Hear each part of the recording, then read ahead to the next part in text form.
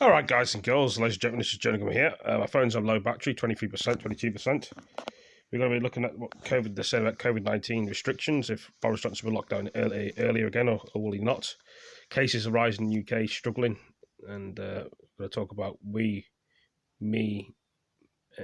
how many more deaths drop parents now, husband.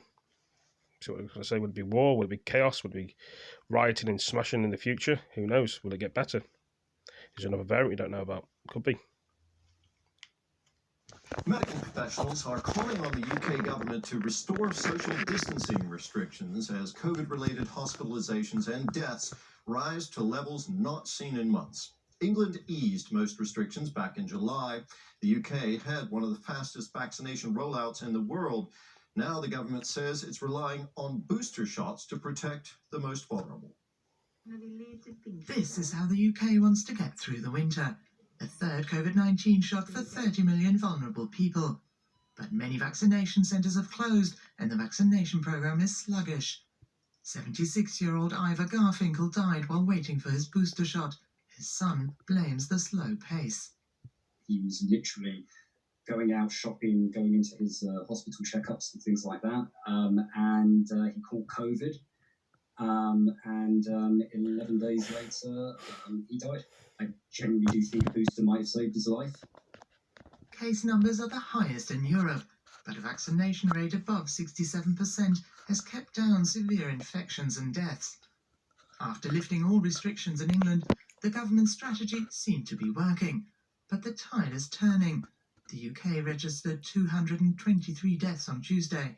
Nearly 1,000 people were hospitalised. We have relatively low social distancing measures compared to much of Europe. The other big thing is, I think, immunisations. That immunity from either previous infections or immunisations are almost certainly beginning to wane. The protection offered by the AstraZeneca vaccine, the most widely used in the UK, appears to decline significantly over time. But boosters are urgently needed for other vaccines too. The UK's National Health Service says it's time to act.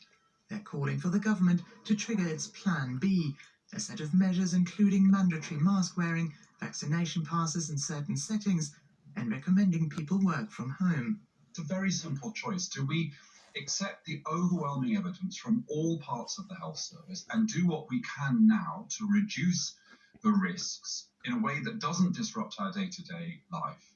Or do we somehow cross our fingers and hope that a miracle will happen and then stumble, as we have done before, into crisis? Is it time for a COVID Plan B, Prime Minister?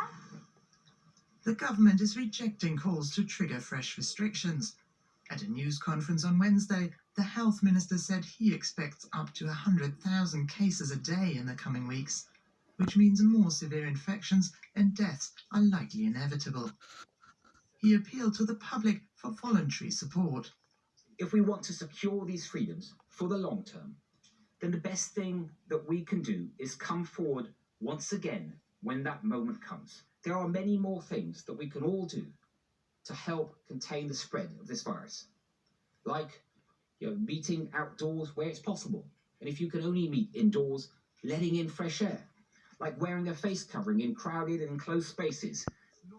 When asked why ministers in a packed parliament weren't wearing masks, the health minister conceded good point and said lawmakers should set an example.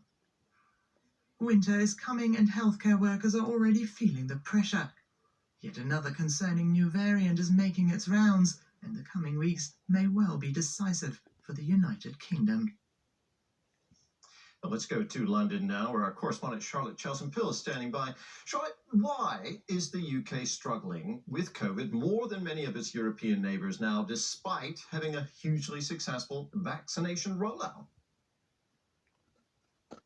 Well, you're right. The UK vaccination rollout was very successful. It undoubtedly saved many lives and prevented many more from developing a serious disease.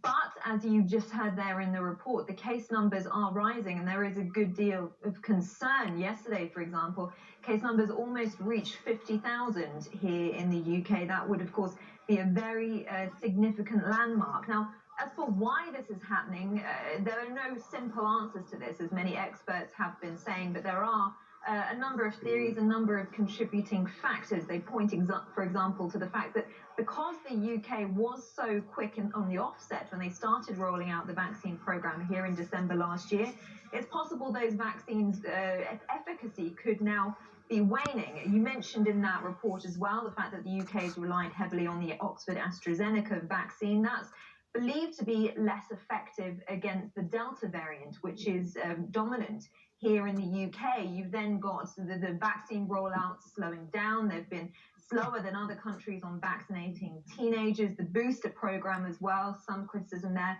That has been too slow. Combine all of that with the fact that since Hold on 2 July, there have seconds. been no...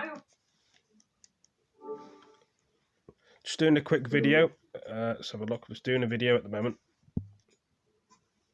I'll talk to you in a minute. I'm doing a video. Right. I can probably hear you in the video, but I will talk to you in a minute. Yeah, just give me 1 second. I've nearly finished the video, and I'll talk to you. I'm not being rude or anything. I just need to sort this video out quickly, and then I'll speak to you. Real restrictions here to speak So about guys, just I talked to my friend. He needs me in the party chat, but I've told him I'm not mad at my friend. It's just I'm doing this video first. Contributing to this picture and this concern felt by so many about these rising case numbers as we go into winter.